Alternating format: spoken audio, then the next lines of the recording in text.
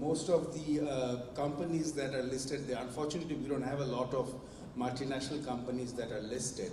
The companies that are listed, I think Melita mentioned something about 250, and out of them, very insignificant numbers actually practice the ESG practices as part of their business strategy or as part of their core business strategy. Now, in order for it to make it more popular, or there are two ways of looking at it. One is you create awareness and you make them understand the rationality of investing in ESG.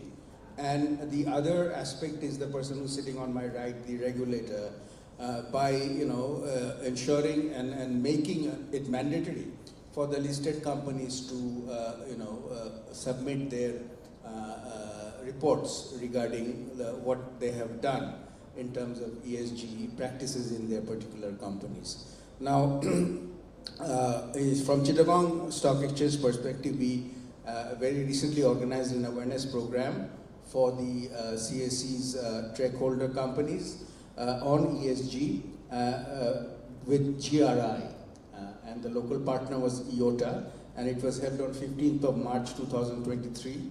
And in that workshop, we emphasized the need for the investors, for them to be becoming increasingly, becoming aware and viewing a company's potential to create long-term value in relation to its integration of ESG policies and practices into the company's core strategies and regular operations.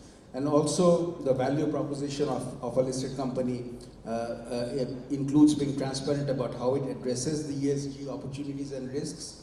And thus reports are not only important, but also very crucial for the organization's major objectives, which are, number one, to safeguard investors, to ensure markets are fair, to ensure that the markets are efficient and transparent, and of course to reduce the systematic risk that comes with it. How can Bangladesh capital market, the second part of your question, drive sustainable investment?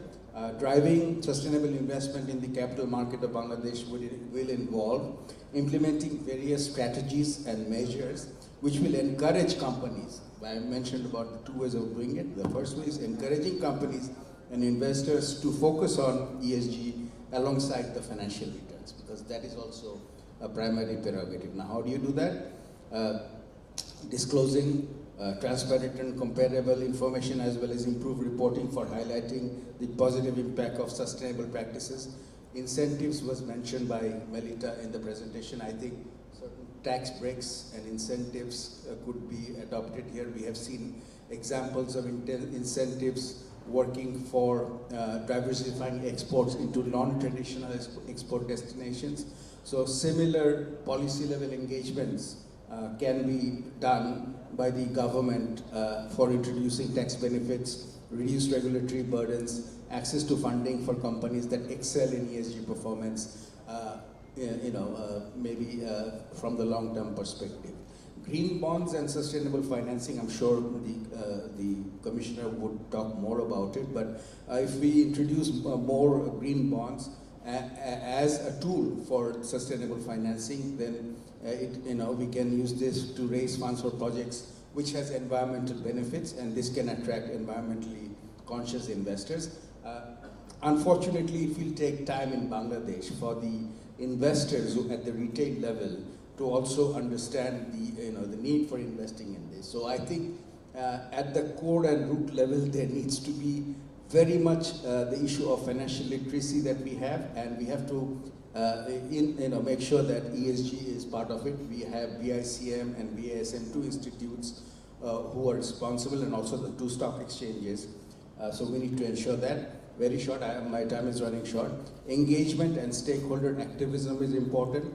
We have to encourage sustainable investment funds, which are exchange-traded funds, and also mutual funds, which we are trying to popularize in Bangladesh. So if we make, ensure that we take these kind of measures, I think we can head into the right direction. But I think we are still quite far away. But you have to start somewhere, laying the foundation. I think if the regulators, the stock exchanges, institutional investors, In the entire commodity, the ecosystem, if the capital market ecosystem comes up together and works with the private sector and the regulators in a public-private dialogue platform, systematic framework, I think we can get there. Thank you, Masroor.